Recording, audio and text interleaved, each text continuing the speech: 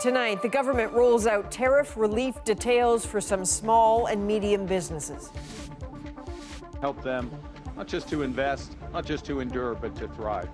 Some questions. Where's the money coming from, and is the fight against U.S. tariffs still on? Protesters in Nepal get action from their government, but not before many lives are lost. They're killing little children, people in school uniforms with school ID cards. The shot is brilliant! And a record-breaking transfer fee and a goal in her first game. Meet Canada's newest soccer star. I was always just trying to get on the ball, go and score goals. I mean, at one point, just take it off my own teammates and just go score goals at the age of 5. Briar Stewart speaks with Olivia Smith. From CBC News, this is The National with Chief Correspondent Adrian Arsenault. Thank you for joining us. The government unveiled more details today of its plan to help Canadian businesses rocked by tariffs that show no signs of easing. The Prime Minister in St. John's announcing an $80 million tariff relief fund for small and medium-sized businesses in Atlantic Canada, and Industry Minister Mélanie Joly delivering a financial pledge to Quebec's aluminum sector. This is part of a countrywide rollout of measures in the face of an altered trade landscape. Kate McKenna now with more on what the Canadian government is promising. Standing on a St. John's dock, Prime Minister Carney announced details of new funding. $80 million intended to help Atlantic Canadian businesses stay afloat. This money will flow through the Atlantic Canada Opportunities Agency. We'll fund small and medium-sized businesses across the region, help them not just to invest, not just to endure, but to thrive. This announcement is part of a suite of new measures, including billions of dollars to help Canadian workers and businesses affected by American and Chinese tariffs, signaling it may be some time before the global trade war is over. This isn't just a phase, it's not just a transition, it's a rupture. It's a fundamental change that's happening in a very short period of time. We know there are businesses in Atlantic Canada right now that desperately need this support. Meanwhile, Canada's industry minister sought to reassure a major sector under threat, the 50% tariff on aluminum. The Quebec aluminum sector will get its fair share, and we believe that with the projects that are being discussed right now with Alcoa, with Rio Tinto, and with Alouette, it's hundreds of millions of dollars. Today's announcement is a very clear signal from the federal government, the Canadian government, Mélanie, that the government stands behind us.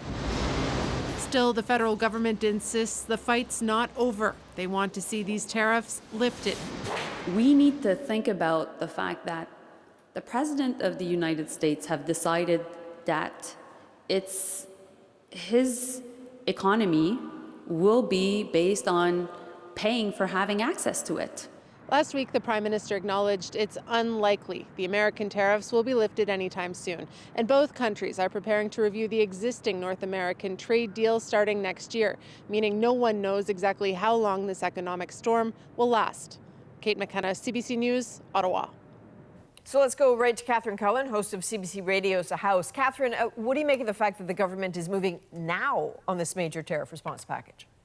Adrian, politically, it does feel a bit like the beginning of a new chapter. We spent months talking about stopping Trump's tariffs, but there is no new deal for Canada. And while the government says it is still working hard, you don't roll out a $5 billion relief fund or extend some EI benefits to well over a year if you think that sectoral tariffs are likely to disappear next week. So the focus shifts to what Mark Carney wants to do within Canada. There's a new housing agency, those big national projects from ports to maybe a pipeline. We expect news on those soon, but when does the building actually start? And don't forget the big question of the budget. Mark Carney will have to make concrete choices about where he leans in and where he cuts. So I think a question for many Canadians, and you're alluding to it there, is where is the money for this tariff relief package coming from? Well, the Prime Minister said he sees this as an investment. Recall, he's been talking about two baskets: investment by the government. That's defense spending, housing, tariff relief, and then operational costs of running a government, which he has pledged to trim. Now, Mark Carney is pitching this as making the right choices, but some unions are harshly criticizing him for anticipated cuts, in one case calling them reckless, while the Conservative leader says Carney's spending is out of control. And just thinking about choices, what about the environment? Because we really haven't heard much lately from the Prime Minister on climate change, for example. Yeah, not much, that's right. But on Monday, both he and Minister Joly were asked about Canada meeting its climate targets for 2030 and 2035. While neither made any clear commitments, a new statement from the Minister of the Environment said Canada would strive to meet those goals. Last week, the government paused the policy, pushing the auto sector to make more electric vehicles, saying the industry already had enough on its plate with the trade war. The Prime Minister did, though, promise a climate competitiveness strategy that's coming. Adrian? All right, that's Catherine Cullen in Ottawa setting us up for what's to come. Thank you. The RCMP in British Columbia have charged 3 men in connection with the 2022 jailbreak of a convicted killer. The charges come days after media reports of the fugitive's arrest overseas. Lindsay Duncombe has the details.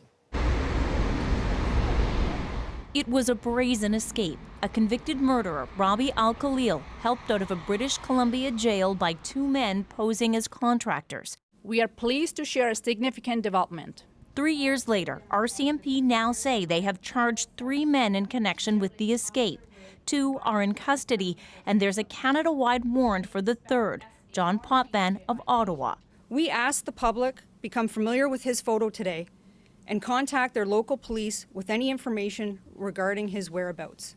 What police didn't announce today was any new information about the whereabouts of Al-Khalil himself, despite reports from the Vancouver Sun and Global News that he was arrested in Qatar. That information has not been confirmed yet.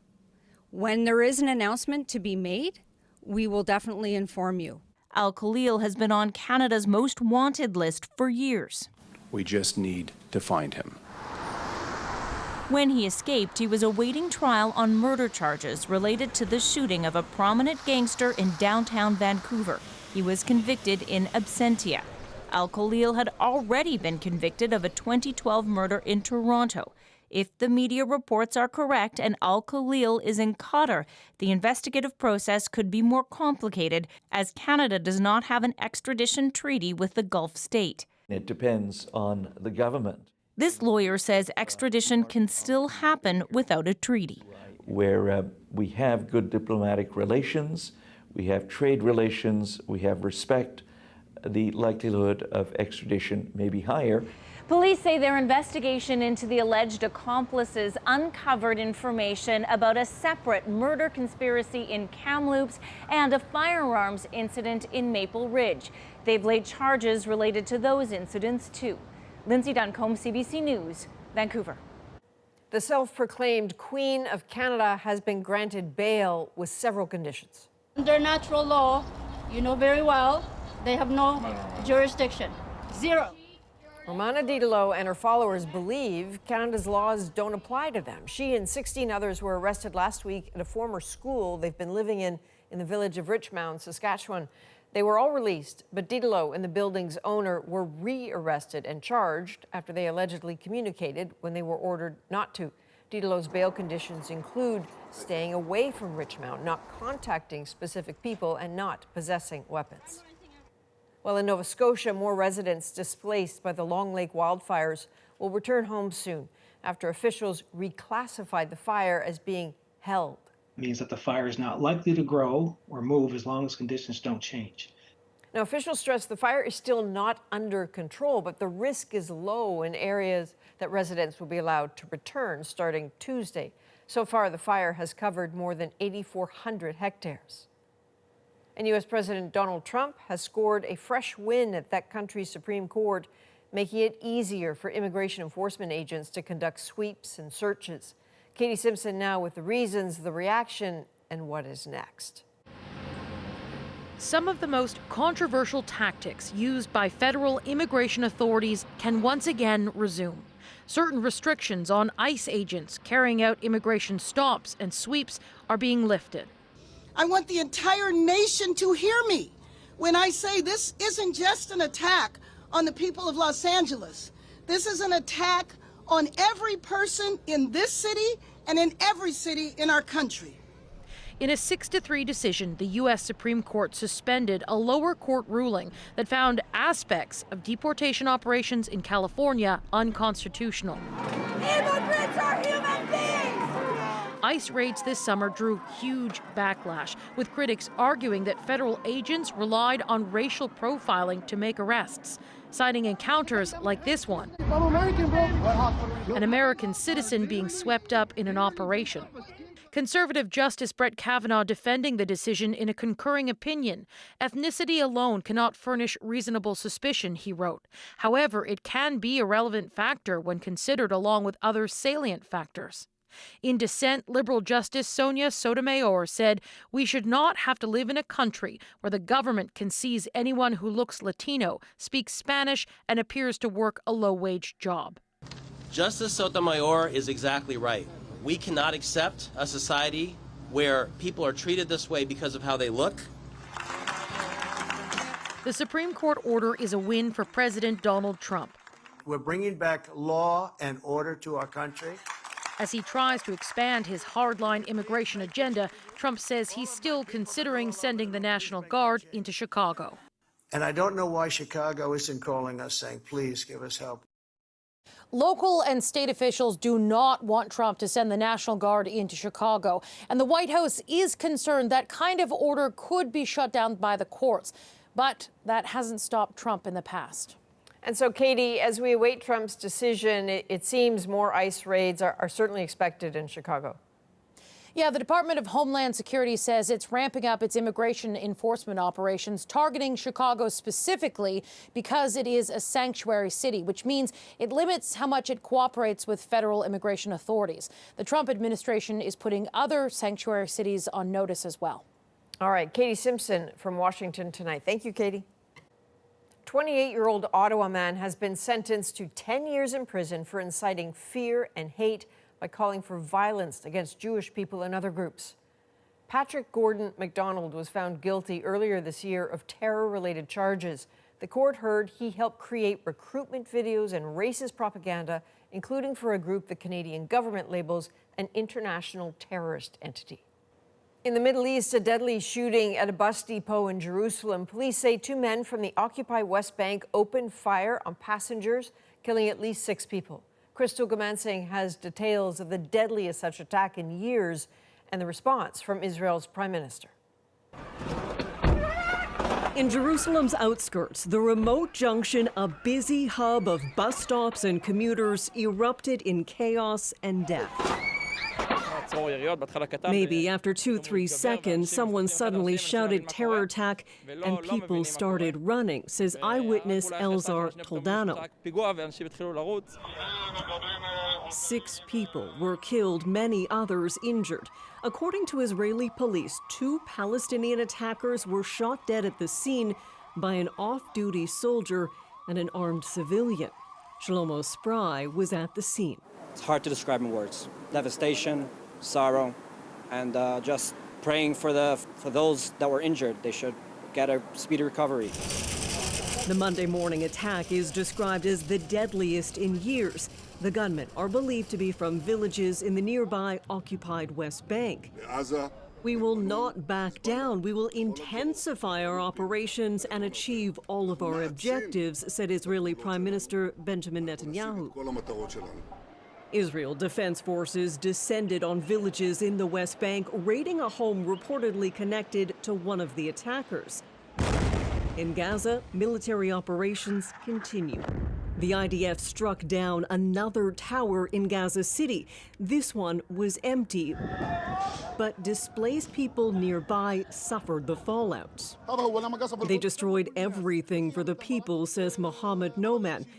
Israel says Hamas has been using towers for surveillance. Local health officials in Gaza say in the last 24 hours, 67 have been killed in Israeli operations. Netanyahu said more airstrikes would be ordered ahead of a ground maneuver, warning residents to leave now.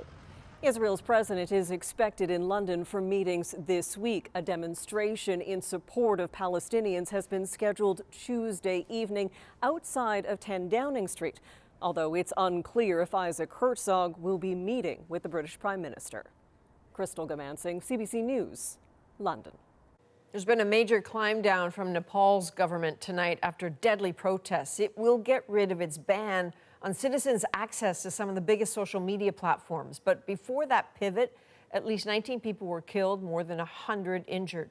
South Asia correspondent Salima Shivji has the latest. Fury from the crush of protesters crowding into the streets of Kathmandu as they storm towards the parliament and a wall of police. The clashes fiery and violent. Police used tear gas and unleashed water cannons. The bullets missed me, this protester says, but my friend was shot in the head. How can they just fire indiscriminately at us, he asks. They're killing little children, people in school uniforms with school ID cards. This government does not care about us. More than 100 demonstrators were hurt as the death toll inched upwards. At this trauma center for the wounded, pain and confusion. It was a real bullet that ripped away part of my hand, Iman Magar says. I was there for a peaceful protest, but the police used so much force.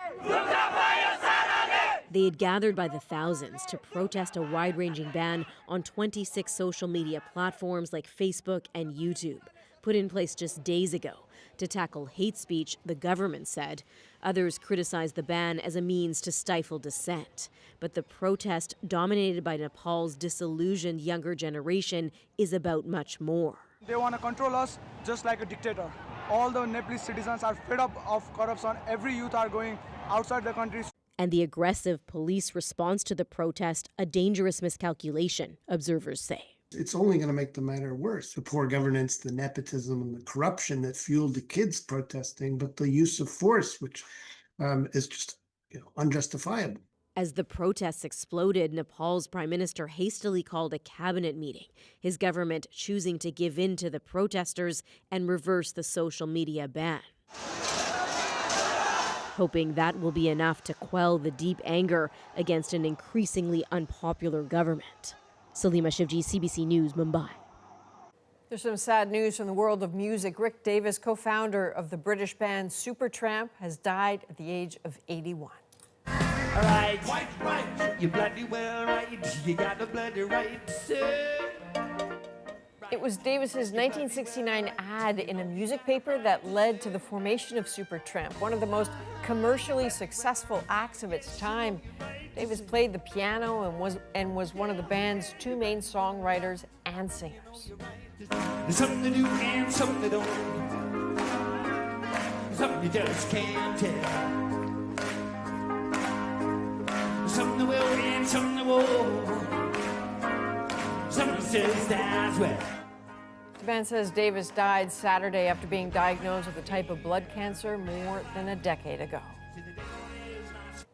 Well, Alberta's book ban is back on, but with a new look. This could have been a lot simpler and less complicated. The content ordered off school shelves. With betting ads surging. Make it a place you'll never forget. Could kids pay the price? Bet live with Sports Interaction. Why some doctors say they're at risk. And a trail race with a surprise twist. I'm actually running with Prime Minister Carney. We're back in 2.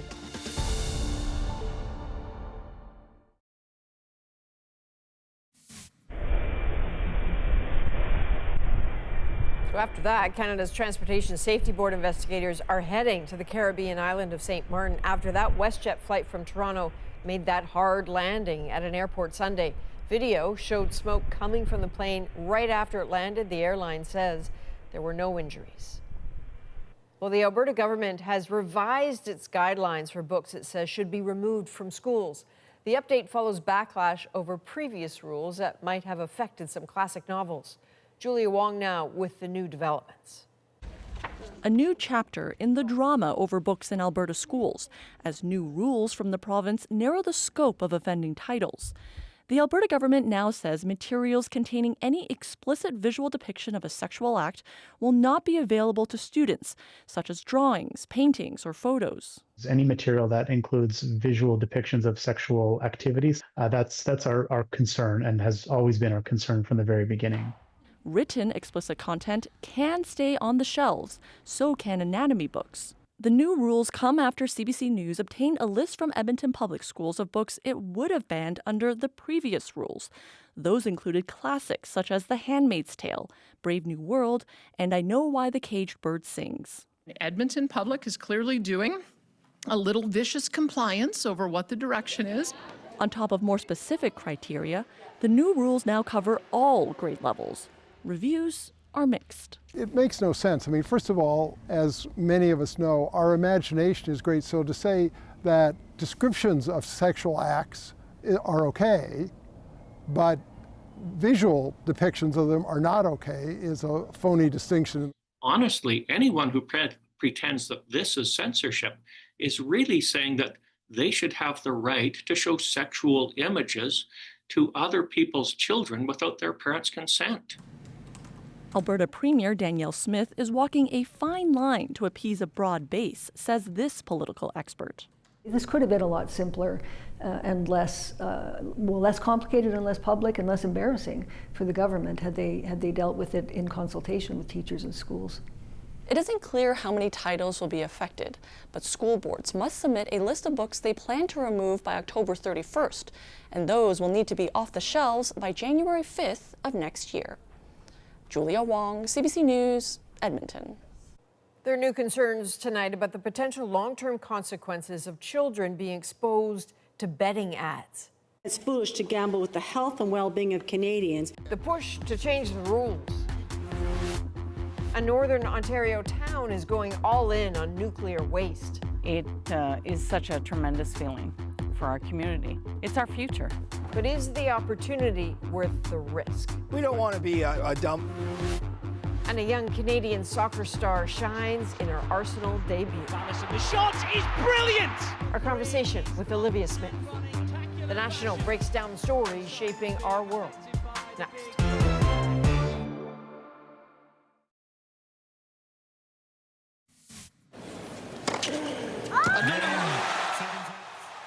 Canadian tennis star Felix Auger-Aliassime is back in the world's top 20. After reaching last week's U.S. Open semifinal, he climbed 14 places to 13th. The 25-year-old is Canada's highest-ranked men's player. Well, there's new concern tonight about the dramatic surge in the volume of ads promoting sports betting in Canada, including warnings that kids who are exposed now could become addicted when they grow up. Alison Northcott with what is driving those fears. At Bet365, we believe every moment should be never ordinary. Ads for betting apps have become unavoidable for sports fans. Make it a place you'll never forget. BetMGM Sportsbook. But some doctors are warning gambling advertising insidiously normalizes a harmful activity, writing in an editorial the promotion of sports betting is a willful mortgage of Canada's future to the interests of private profit and tax revenue. Attention! Canada began allowing single-game bets in 2021. The next year, Ontario became the only province to allow private companies to operate online sports betting sites legally. But their ads can be seen across the country, including by kids, says this adolescent addiction medicine specialist. What I have seen is an increase in harms from gambling for people who are under the age where they should be legally allowed to engage in any gambling. At North Star Bets, that's prompting calls for more rules, including limiting how many ads are allowed, how often they appear, and when. Ever since it was legalized, it's everywhere now. The in-between plays, they're always playing it around. It's becoming actually quite annoying seeing a lot of it. Experts say problem gambling has been associated with increased risks of suicide and substance use disorders, and starting early can have long-term consequences. Most men, anyway, who have a gambling problem in their lifetime start gambling before the age of 19, sometimes as early as 10. Last year, Ontario banned athletes and restricted the use of celebrities in sports betting ads. It's foolish to gamble with the health and well-being of Canadians. And a Senate bill is calling for more restrictions right across Canada. But the industry says there are already safeguards. What they want to do is prevent minors from gambling and limiting people with problems. And that comes through education and awareness. Alberta could soon follow Ontario's lead. The province plans to launch a private, regulated online gaming market of its own. Alison Northcott, CBC News, Montreal. Now it's time to dig deeper into the stories shaping our world. A dramatic weekend debut for a 21-year-old Canadian deemed one of the most expensive players in women's soccer history. And her Arsenal career is up and running in spectacular fashion. We speak with Olivia Smith before that historic game, but first. This is a site where Canada is going to store its used nuclear fuel. A small northern Ontario community is chosen as the site of the country's first deep nuclear waste repository. Nick Purden traveled to Ignace, Ontario to find out why the community said yes to Canada's radioactive waste. I'm sure I'll be remembered as the mayor who brought this nuclear waste to our community. All of it's very concerning because, no one wants to live on the doorstep of a nuclear waste dump. How confident are you that this will work? Very confident. Canada has been using nuclear power since way back in the 1970s. But even today, there's a challenge we haven't been able to solve: what to do with nuclear waste. There are millions of spent nuclear fuel rods in this country, which so far have been kept in temporary containers at reactor sites. Now, here in northern Ontario, 1,600 kilometers from Ottawa, they're working on a permanent place to put them. This is a site where Canada is going to store its used nuclear fuel. Kim Bakery is the mayor of the nearby town of Ignace, Ontario. For Kim, nuclear waste is an opportunity. It is such a tremendous feeling for our community. It's our future. Peter Keach is a scientist with the Nuclear Waste Management Organization. He shows me the work they've done so far. So this is one of our boreholes, about the size of a grapefruit in diameter, all the way 1,000 meters deep. Peter says the boreholes prove that after 20 years of searching, he believes around 800 meters below where we're standing is a perfect spot to store the country's nuclear waste. This is a Canadian shield rock. It's very strong. Multiple ice ages will occur in the life of the deep geological repository. And this rock is strong enough to endure that. It's truly amazing to be on top of this rock. And I'm talking solid rock. It just assures me 100% that it's going to be okay. 22 communities were in the running for the repository. Mayor Bakery says Ignace was chosen because of its local geology and that 75% of people in town voted in favor. When they chose us, it was like the most unbelievable feeling in the world. You know, first ever in Canada. You know, we made history. We made history for Canada. And I know that people from all over the world are going to be visiting this site. I know that. And I know this community is going to welcome every one of them. Mayor Bakery believes the repository will put Ignace on the map, and it's easy to understand her excitement. The town isn't exactly thriving, having always depended on mining and forestry in its booms and busts. At the Snackle Box, I meet Kimberly Castell-Prime. Once the mines started shutting down, people moved away. There's no job opportunities in Ignace. We've lost our bank, our pharmacy. We're expecting a new pharmacy to come in the fall. We're losing a lot of businesses. Where do you think the town would go without this? It's heading towards being a ghost town. So we definitely need some new lifeblood in town. There are only 1,200 people living here today. That's half of what the population was in the early 1980s. Mayor Bakery knows firsthand how hard it is to make a living here. Her responsibilities as mayor are full-time, but she's not paid that way. She manages this local truck stop to support herself. reading the fuel gauges to see how much gas has been sold. 3, 4, 7, 7, 9, 1, 9. Mayor Bagri hopes the nuclear repository will mean more opportunities for everyone, especially the next generation. That's the most important thing for me, is the youth. They're going to be able to stay in their community and not have to leave. In the past, people have done their education and had to leave this community because there hasn't been the jobs for them. Now there will be the jobs for them. Hundreds of new jobs are expected to be created in town. And the mayor says a new training center, part of a $22 million facility, will help locals get those jobs. The town of Ignace has received, from the Nuclear Waste Management Organization, more than $20 million to date. And there's more money to come. But not everyone in town is convinced. I meet Vern Veronic outside his house. Tell me why you put that sign on your lawn. Yeah, we don't want to be a dump for the nuclear waste because why should we? We are pristine, we're clean, and this is the way it should stay. They say that it's 100% safe. Yep. Do you believe them? Well, nothing is 100%. Everything rots and rusts away and falls apart. So I don't really think people should get sucked into the hype of it being permanently safe forever. I don't buy that. And that is a challenge. Nuclear waste stays radioactive for thousands of years. It's also the problem they're trying to solve at this nuclear waste management facility. So this is a can-do bundle. Okay. This is what comes out of Canada's nuclear reactor fleet, and this is what people mean when they talk about nuclear waste from the reactors. If this was a real fuel bundle, how dangerous is it? Oh, it's quite dangerous. We couldn't handle this directly out of a reactor. And this just slides into a container like that. These containers will be sealed and then buried deep underground. And then Peter shows me what the deep geological repository in Ignace will actually look like. So we're coming up to our mock emplacement room.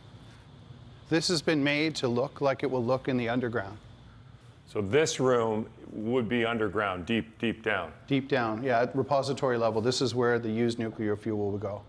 And as you can see, the walls have been made to look like the Canadian Shield that had been drilled and blasted. So how many rooms like this would there be when the project's done? So there will be many kilometers of tunnels like this, 60 to 80 kilometers of tunnels. This is how the Nuclear Waste Management Organization says they'll keep the radioactive material safe. But there's something else you should know. How far the waste will have to travel to Ignace. Canada's 3 biggest nuclear reactors are in southern Ontario. The plan is to pack the nuclear waste in specially modified containers and truck it north on the Trans-Canada Highway, more than 1,600 kilometers to Ignace. Once the repository is up and running, 2 to 3 trucks a day for 9 months a year will drive the highway. Over the nearly 20 years in the fire department, I have been to more motor vehicle collisions on the Trans-Canada than I could count. Brendan Grant used to be the local fire chief, and he says he doesn't trust the Nuclear Waste Management Organization when they say their specially designed containers can withstand severe impacts and fire. I have been to motor vehicle collisions on the Trans-Canada Highway where at the end of the call, there's nothing left of the tractor trailer. All that's left is a big crater in the asphalt that's been burned out. And the next day, the paving crew is there fixing that. It's pretty much time to cut the garlic scapes, eh? I think I'll be able to maintain them with the finger weeder from that point on. Brendan became a farmer in northwestern Ontario because he hoped it would always be safe from pollution. He now believes an accident involving nuclear waste is possible. Brendan also says the town of Ignace shouldn't have the right to say yes to bringing nuclear waste to the region. You know, I understand why people are eager for the economic opportunity. But at the end of the day, the problem of nuclear waste storage is a Canadian problem. You know, there's 40 million Canadians, and there's less than 2,000 people in this community of Ignace. Why should 2,000 people make a decision that affects all Canadians? And Brendan isn't the only one who feels this way. Chief Michelle Solomon says some of the people who should have been consulted include the First Nations along the trucking route. Solomon is chief of the Fort William First Nation near Thunder Bay. Fort William First Nation will not stand by for this to be transported through our territory without our consent. Chief Solomon says her traditional territory borders the highway where the waste will be transported. And she argues that under the Canadian Constitution, her people should have been consulted. At this moment, Fort William First Nation has not had a say in this, and neither has any other First Nation on the proposed transportation route. And we deserve to have a say. We deserve to have a voice. How likely do you think it is that your First Nation or another First Nation along the route will take this issue to court? I think it's highly likely, because if it's not Fort William First Nation, it'll be another First Nation. There is one First Nation that has been consulted, Wabigoon First Nation, located near here where the repository will be built, has agreed to move forward with the project. Mayor Bagri believes the nuclear repository is for everyone, and she hopes people will understand that. We need this. We do need this for our community. We need this for Canada, for all nuclear plants. We need this for the future. Now that the Nuclear Waste Management Organization has chosen Ignace, they're actually looking for a second site, for a second repository. So, Adrian, we will follow that story. Oh, I know you will. And you've been on this one for kind of a long time. I'm curious what keeps sticking with you about it. You know, it's the timelines.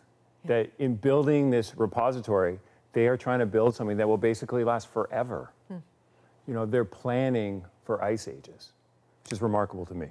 And the other thing is last week's announcement by the federal government about the Major Projects Office, that they're going to try to usher major infrastructure through. This is a perfect example of that. There's a lot of tension. We'll see what happens. All right. And I know you'll stay on it. All right, Nick Purdon, thank you. Take care. Coming up, a young Canadian athlete rises to fame in international soccer. Being a Canadian and so young, with things that I've achieved so far, I really want to be a role model for young girls in Canada. A conversation with Olivia Smith next.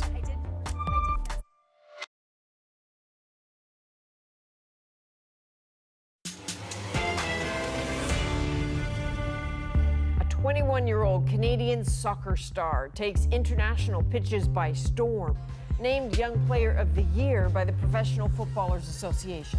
Without my family, without Liverpool, without the staff to help me grow, this wouldn't have been possible. Olivia Smith signs this summer with Arsenal for a record-breaking nearly $2 million. I just felt like now is the right time. Oh, the time is definitely right for Olivia Smith. In her first game with Arsenal this past weekend, Smith scored a spectacular goal and was named Player of the Match. Briar Stewart spoke to her on the eve of that historic debut. The shot is brilliant! It was a perfect way for Canada's Olivia Smith to make her debut on the pitch. And her Arsenal career is up and running. Scoring her first goal for London's Arsenal Football Club. No sign of being affected by the big price tag. The 21-year-old from Whitby, Ontario set a world record in July. When she transferred from Liverpool to Arsenal, the club paid a more than £1 million transfer fee. That's about 1.8 million Canadian. At the time, it set a record for the women's game, and Smith's meteoric rise has placed her in the spotlight. We sat down with her at the club's training facility. Hey, well, very nice to meet you. You too. Shortly before her first game. Tell me what it means for you to have just turned 21 and making your debut with Arsenal. Yeah, it's unreal. I mean, seeing all the achievements that Arsenal have been able to achieve within the past couple of years is amazing, and it just shows the direction that women's football is going, and I think they're really at the top end of that, really driving that, so I think it's cool to be a part of that, especially at such a young age. Obviously, your transfer and the reported value of your transfer has got a lot of attention, international attention. I'm sure it's perhaps created some pressure too. Do you feel that? Honestly, I'm not really too focused on that bit. I think I'm just focused on the present, learning and growing from my teammates and the people around me. What about the attention? You know, it can be overwhelming sometimes, if I'm being honest. Like, I think as an athlete, the main thing you want to do is focus on your craft. Smith has been doing that for nearly all of her life. She started in the sport when she was just a toddler. I do want to talk to you kind of about your journey up to here, but out of the way first, is it football or soccer? Depends on where I am, but it is football. You did a lot of sports. You tried a lot of different sports. So what was it about this game that really made you stick to it? I think my dad was a big piece in that. He introduced me to football when I was 3. So as soon as I could walk, really, he had a ball at my feet already. I was always just trying to get on the ball, go and score goals. I mean, at one point, I'd just take it off my own teammates and just go score goals at the age of 5. Her childhood was defined by soccer. A David Beckham skills book was part of her bedtime routine. But I would have dreams of me playing on the biggest stage doing those things. And like another big part was Bend It Like Beckham, which was a movie that we watched as well. Great and movie. I grew up loving those kinds of things. But soccer wasn't her only sport. Her parents registered her for Taekwondo because they thought it would help with self-defense. I was bullied a little bit when I was younger. I remember I came home with a black eye and my mom immediately went to the school, which they didn't do much about. So we kind of just took matters into our own hands and they put me in Taekwondo and I actually fell in love with it. And as a football player, I think Taekwondo was like a massive part in my strength ability. Like, I think the way that I strike the ball says a lot about the techniques and stuff that I learned within Taekwondo. At age 15, Smith became the youngest athlete ever to play for Canada's national women's team, playing alongside Christine Sinclair, who she looked up to when she was a little girl. Smith went pro in 2023, playing in Portugal before moving on to Liverpool last year. Her move to Arsenal and the price tag still feels a little unreal, including for her family and her dad, who made it out for her debut match. On Saturday, she was named the player of the game. Smith has her mind set on playing for Canada at the World Cup in 2027 and the Olympics in 2028. No mistake from Olivia Smith. Being a Canadian and so young, with things that I've achieved so far, I really want to be a role model for young girls in Canada. That I think the first thing is that age doesn't matter. It shouldn't matter. And you can do whatever you can. The sky's the limit. And she says that's her attitude when it comes to the women's game. Well, her transfer made headlines as it went over the £1 million mark. When it comes to the men's game, the record is in the hundreds of millions of dollars. Obviously, if you look on the men's side, what the men are going for and what we were going for maybe a couple years ago, there's just so much of a gap. And I think we're not that close to it now, but I mean, I think we'll get there within the next couple of years with the way that the trajectory is going for women's football. I mean, we're getting 60,000 fans in the Emirates for a women's match, and not a lot of teams can say that either. So I think that's massive for us in terms of bringing the game up for the women's game. After this weekend's debut, Arsenal's coach said she liked what she saw from Olivia Smith, saying the Canadian did a lot of really good things and brings a lot of, quote, threat. Next, a surprise appearance on a long-distance trail. One of the other volunteers told me, guess who's running the race? I said, no, you're pulling my leg. A run-in of sorts with the Prime Minister in our moment.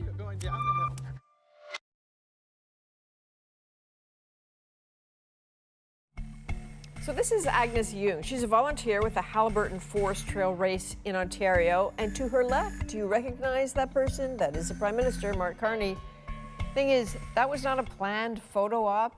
And Jung just happened to run into the Prime Minister while working an aid station. Well, tonight, the surprise encounter makes our moment.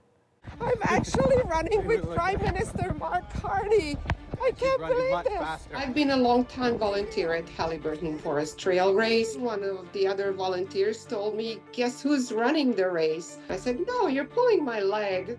We saw security arriving, and that's when it set in. Maybe this is really true. They said, would you mind if I run up with you? And he says, absolutely. So I went up the hill and I started sort of interviewing him. I had this one burning question I wanted to ask him. What made you pick Hallie? Your good friend has a place near here. Uh-huh. And it's my wife's 60th birthday tomorrow. And then he told me it was actually his wife who signed up. They're up here celebrating her 60th birthday, and he is there running the race too in support of her. Never in my wildest dreams did I think that I'd run up a hill with a prime minister. 26 kilometers through the forest, up the hills. This is a race that has a reputation as being one of the toughest trail races. He did very well, came in 58th out of 120 runners. His wife, Diana, was not far behind. This was not an average jog in the woods. From all of us here at The National, thank you for being with us. I'm Adrienne Arsenault. Take care.